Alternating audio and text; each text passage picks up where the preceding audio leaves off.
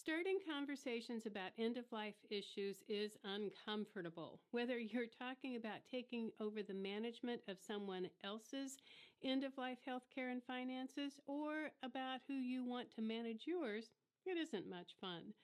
Plus, having to plan what will happen if we become incapacitated or die isn't a picnic, and most of us don't feel comfortable sharing information about our money, our property, our home, and the eventual loss of our independence. And on top of that, no one wants to surrender the control over their own lives a minute before we have to. But regardless of how awkward it is, I cannot overstate how important it is to get your financial affairs and legal documents in order so you can avoid future disasters. So let's talk about how to start an uncomfortable conversation. I'd like to recommend following a 3-step process that I believe will help you balance a person's need for assistance with their need to remain in control. So let's assume you're speaking to your spouse and they really are not interested in talking about or making any decisions about any of these things. So the first step would be to state the issue.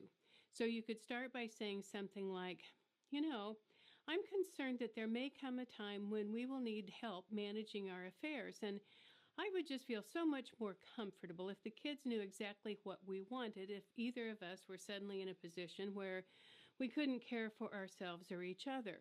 That's step one. You state the issue. The second step is to ask for permission to have the conversation. When you need to have a potentially sensitive or uncomfortable conversation, ask for permission to have it before you start bombarding them with information or questions. For instance, after you've stated the issue, you could say something like, I'd like to see if we could set a time to meet with our financial planner and our attorney, and then ask for permission to arrange that meeting by saying something like, would that be okay with you? If they say yes, say great, and then, make the appointment. If they ask, well, what do you want to tell them, or why do they need to know our business? Then you take the third step, which starts with restating the issue and then following up with an open-ended question. And that is a question that cannot be answered with a simple yes or no. So, for example, I am absolutely certain that our kids would want to know what to do if something happened to either of us and we could no longer manage our health care or our finances.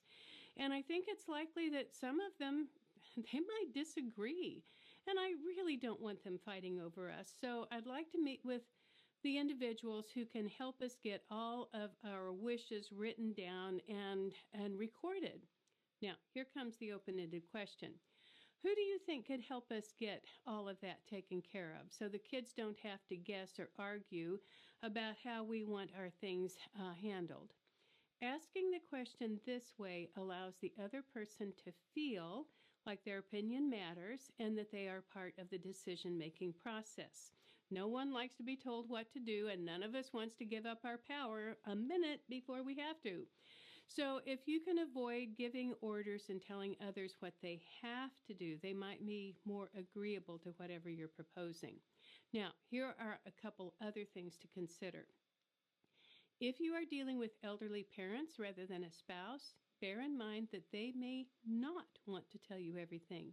They may be afraid they don't have enough assets to carry them through an extended stay in a long-term care facility. They may not want to tell you that they made some bad investments or that they loaned money to one of your siblings who will never pay it back, by the way. Conversely, people who have a lot of money may be afraid that some of their children could become a little less ambitious about providing for their own futures if they know they stand to inherit a significant sum of money. Rich or poor, people have many different reasons for keeping their financial cards close to the chest. Whatever their situation, they may be more comfortable speaking with a professional than talking with you. So if you know they need to get their end-of-life documents executed and get their financial affairs in order, offer to drive them wherever they need to go and tell them that you will wait in the car or in the lobby until they are finished. And this is really critically important. If you are caring for someone who has Alzheimer's or another dementia-related disease, it is imperative that you get these documents in place while they still have the capacity to know what they are signing.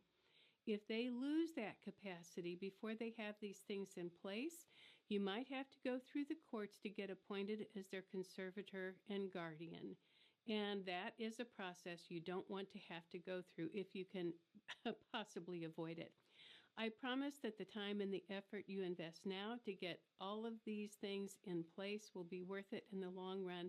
And you know what? It could end up being the best gift you will ever get to the people you love.